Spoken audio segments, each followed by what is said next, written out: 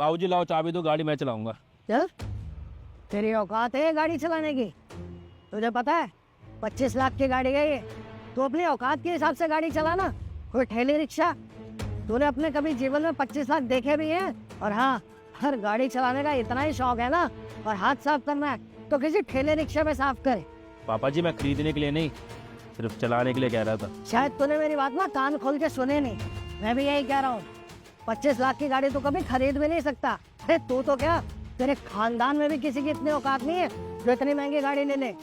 अरे मेरी बेटी की तो किस्मत ही खराब थी जो तू जैसे झंडू से शादी कर ली और हमारी जिंदगी झंड कर दी। अरे मुझे तो शर्म आती है अपनी सोसाइटी में तुझे ले जाते हुए। हम कितने करोड़पति और तू कितना फटीचर आदमी है। पापा जी आप ये कैसे बात कर रहे हैं इनसे? आपके दामाद है ये। अरे थोड़ी तो इज्जत दो। अरे बेटी इसकी इज्जत है।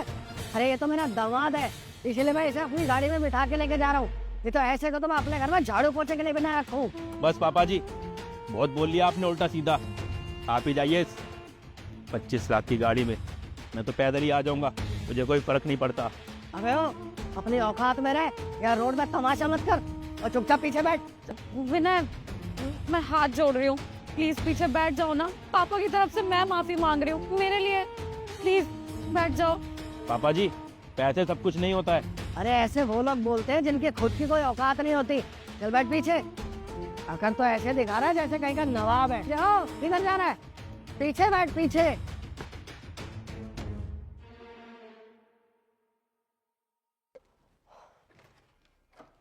कौन? सर आपका पिज्ज़ा का ऑर्डर था। अरे किसका ऑर्डर है? सर विनय शर्मा के नाम से है। विनय? विनय? विनय? क्या हुआ पापा, आप इन पर इतना गुस्सा क्यों कर रहे हो? ये पिज्जा किसने मंगवाया? क्या है, क्यों चिल्ला रहे हो आप इतना? विनय पिज्जा तूने मंगवाया? हाँ मैंने मंगवाया था, और चिंता मत कीजिए आपके पैसों से नहीं मंगवाया, वो साक्षी ने मुझे पैसे दिए थे उससे मंगवाया है। अरे साक्षी ने भी तो मेरे ही पैसे तुझे दिए होंगे। अरे कब तक मेरे टुकड़ों पे पलता रहेगा? 6 महीने से घर पे बैठा है, जाके कोई काम धंधा क्यों नहीं करता? साक्षी इसको रोटी के टुकड़े कम पड़ रहे हैं क्या जो अब ये बाहर से मार्केट से पिज्जा मंगवाएगा? ससुर जी आप बहुत ज्यादा उल्टा बोलते हैं, आपका इतना उल्टा बोलना अच्छा नहीं लगता। अगर तुझे इतना ही बुरा लग रहा है ना तो जाके कोई काम धंधा कर ले, मेरे टुकड़ों पे पलना छोड़ दे।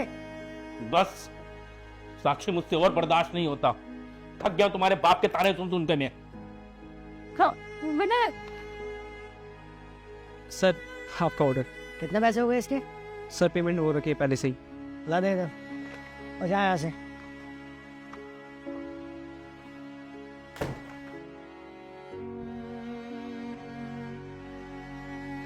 विनय तुम नीचे क्यों आ गए? अरे यार मेरा मन नहीं लग रहा था, मैं बस टहलना चाह रहा था। पापा की बात का बुरा लग गया? लगेगा नहीं क्या यार, यार एक मौका नहीं छोड़ता मुझे जलील करने का। आज उस डिलीवरी वाले के समय सुना रहे हैं, सुबह पार्किंग में सुनाया। अरे यार मैं दामाद हूँ, मेरी भी कोई इज्जत है, ये मतलब नहीं कि तुम हर जगह मुझे जलील करते रहोगे, मुझे भी बुरा लगता है यार। अरे वो तो सुनाएंगे ही ना, हम उनके घर में रहते हैं, उनके टुकड़ों पे पल रहे हैं, सारा खर्चा हमारा वही उठाते हैं। मुझे भी अच्छा नहीं लगता, रोज रोज तुम्हें इतने ताने पड़ते हैं। विनय तुम कोई नौकरी ढूंढ लो ना, तुम इतने क्वालिफाइड हो, कॉलेज के टॉपर रहे हो, कहीं भी तुम्हें अच्छी नौकरी मिल जाएगी। मैं भी ऐसे नहीं रह पा रही हूँ, कब तक हम ऐसे ताने सुनते रहेंगे? तुम सही कह रही हो, मेरी किस्मत खराब थी कि जो मेरी जॉब चली गई, लेकिन अब जल्दी से मैं कहीं इंटरव्यू देके जॉब पर लगूंगा। मैं नहीं रह सकता, इनके ये ताने नहीं खा सकता। चलो टहलते हैं, थोड़ा घर से बाहर रहेंगे तो दिमाग ही रिलैक्स रहेगा। May I come in sir? Please have a seat. Thank you sir. हाँ तो आप यहाँ पे इंटरव्यू के लिए आए हैं? जी सर मैं इंटरव्यू के लिए आया हूँ। Sir this is my resume.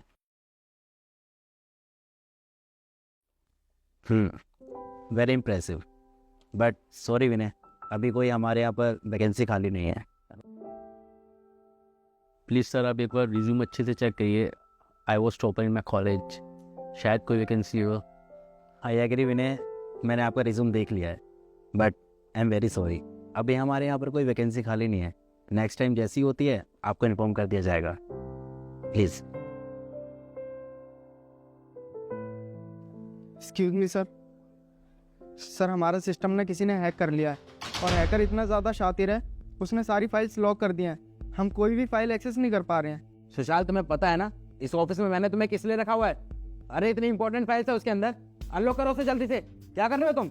I am sorry sir. What sorry? हाँ, तुम्हारे सॉरी बोलने से ठीक हो जाएगा। अब काम करो। सर मैं चेक कर सकता हूँ? एक्सक्यूज मी मिस्टर, ये कोई बच्चों का खिलौना नहीं है। सिस्टम हैक हुआ है और हमारे जितने भी सीनियर टेक्नीशियन है ना, सब खोलने का ट्राई कर चुके हैं, किसी से नहीं खुला। और तुम तो अभी नए आए हो। मिस्टर सुशाल, अपना एटीट्यूड अपने पास रखा करो, समझ में आ गया? किसी को जज नहीं करना चाहिए। विनय को लैपटॉप दो।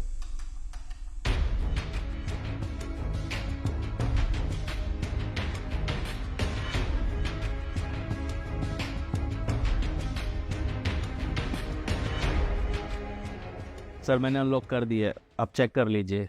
और अब कोई फ्यूचर में भी इसे हैक नहीं कर पाएगा।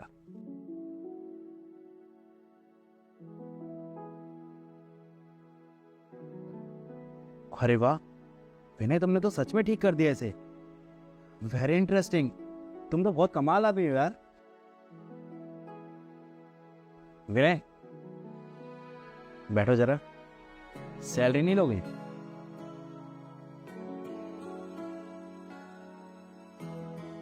वैसे 25 लाख का पैकेज चलेगा? 25 lakh? Thank you sir. Congratulation, आप हायर किए जाते हैं। Thank you very much sir, thank you very.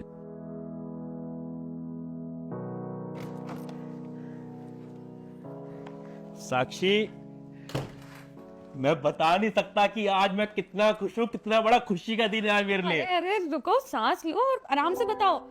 तुम सबसे पहले मिठाई खाओ। पता है मेरी जॉब लग गई है, और पता है पैकेज कितना है? 1 साल का पूरे 25 लाख का। क्या 25 लाख? कॉन्ग्रेचुलेशन विनय, मुझे तुम पे पूरा भरोसा था कि तुम्हें एक अच्छी जॉब मिलेगी और तुमने मेरा भरोसा जीत लिया। अरे विनय वाह, तुमने तो कमाल कर दिया। मुझे पता था अगर तुम मेहनत करोगे ना तो एक ना एक दिन तुम्हारी अच्छी नौकरी जरूर लगेगी, और आज तुमने अपने आप को प्रूव करके दिखा दिया। साक्षी अब एक काम करो, अंदर जाओ और सामान पैक करो। अब हम यहाँ नहीं रुकेंगे, मैं 1 मिनट भी यहाँ नहीं रुकना चाहता। दरअसल क्या है ना, मैं तुम्हारे इस बुढ़े बाप की शक्ल तक नहीं देखना चाहता। विनय, तुम पापा से ऐसे कैसे बात कर सकते हो? जितना उन्होंने मुझे सताया है ना, जलील किया है, उस हिसाब से तो मैंने इन्हें कुछ भी नहीं कहा है। और वैसे भी तुम्हारा बाप ही चाहता था ना कि मैं यहाँ से चला जाऊँ उसके इस घर से, तो ठीक है मैं वही कर रहा हूँ, तो मैं यहाँ से लेके जा रहा हूँ। छोड़ो साक्षी, आज विनय को कुछ मत कहो। आज विनय के लिए बहुत खुशी का दिन है। नहीं पापा, विनय को सच्चाई पता होनी चाहिए। वो आपकी ऐसे बेइज्जती नहीं कर सकते। सच्चाई? कैसी सच्चाई? पापा जो कुछ भी कर रहे थे या जो कुछ भी तुमसे कह रहे थे, वो सब जानबूझ के बोल रहे थे। ये लो। पापा जी, आप क्या कर रहे हैं ये सब? विनय को इतना उल्टा सीधा क्यों बोल रहे हैं? आपको पता है उन्हें कितना दुख होता होगा। देखो बेटा, मैं तुम्हारा कोई दुश्मन नहीं हूँ। विनय मेरा दामाद नहीं है, वो मेरे बेटे जैसा है। बेटा तुझे तो पता है मेरा कोई बेटा नहीं है, तो मैं विनय को अपना बेटा मानता हूँ। तो फिर आप उन्हें बात बात पर इतना जलील क्यों कर रहे हैं? बेटा तुम जानते हो कि विनय की नौकरी गए हुए 6 महीने हो गए हैं, और वो 6 महीने से घर पे बैठा है और लोग उसका मजाक बनाते हैं। ये मुझे बिल्कुल अच्छा नहीं लगता।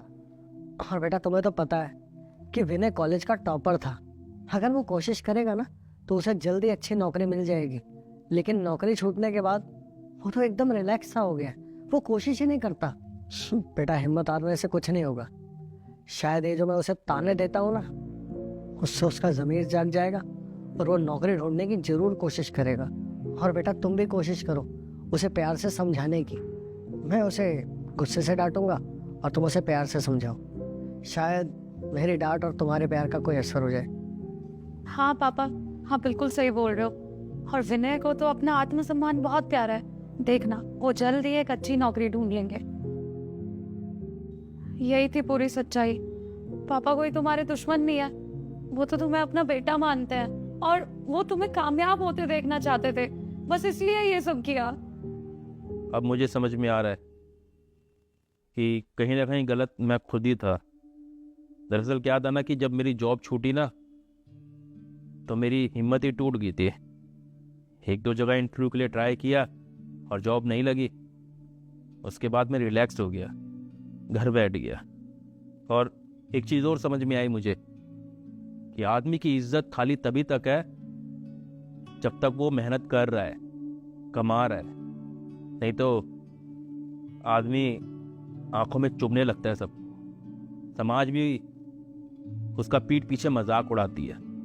कहीं ना कहीं घर वालों को तो इस चीज़ का बुरा लगता ही है। कहीं ना कहीं ससुर जी आपने जो मुझे ताने मारे, उसने मुझे अंदर तक झकझोर दिया था और आत्मसम्मान पाने के लिए मैंने दोबारा कोशिश करी और मेरी जॉब लग गई। कहीं ना कहीं जो कुछ भी हुआ वो मेरे अच्छे के लिए ही हुआ। मैं बस इतना ही कहूँगा कि आप मुझे माफ़ कर दीजिए। मैं वादा करता हूँ आगे से मैं अपनी जिम्मेदारी से भागूंगा नहीं और मेहनत से अपने और अपने परिवार की ज़िंदगी को बनाऊंगा। बाकी मुझे माफ़ कर दीजिए, मैंने आपको बहुत ज़्यादा अपमानित किया है। शायद मुझे ये सब नहीं करना चाहिए था। और साक्षी, तुम भी माफ़ कर देना, मैंने तुम्हारे सामने तुम्हारे पिता की इतनी बेइज्जती करी। है, माफी मत मांगो बेटा। मैं तो सिर्फ तुम्हें कामयाब होते देखना चाहता था और आज तुम्हारी नौकरी लग गई है। मैं बहुत खुश हूँ। अरे तुम्हारा बुढ़ा ससुर इतना भी खड़ूस नहीं है। अब चलो चलो ये सब छोड़ो, पुरानी बातों को यहीं छोड़ दो और आज ना बहुत खुशी का दिन है तो हम मिठाई खाते हैं साथ में बैठ के। हाय गाइस, उम्मीद करता हूँ आपको वीडियो अच्छी लगी होगी। इस वीडियो में हमने यही दिखाने की कोशिश की है कि कभी हमें हार नहीं माननी चाहिए, क्योंकि ना अगर संघर्ष करना आप छोड़ दोगे तो कभी ज़िंदगी में कामयाब नहीं हो पाएंगे और मेहनत करने वालों की कभी हार होती नहीं है। हम इस वीडियो को दिल्ली में बैठ के बना रहे हैं, आप कहाँ पर बैठ के इस वीडियो को देख रहे हैं कमेंट्स में ज़रूर बताना और ये भी बताना कि आपको वीडियो में अगर कोई कमी लगी हो तो हम उसे सुधारने की कोशिश करेंगे और आपके सुझाव से ही हमारे को नए नए टॉपिक मिलते हैं जिनके ऊपर हम वीडियोज़ बनाते हैं। मिलते हैं अगली वीडियो में, शेयर ज़रूर करना। Bye bye, take care, love you, bye.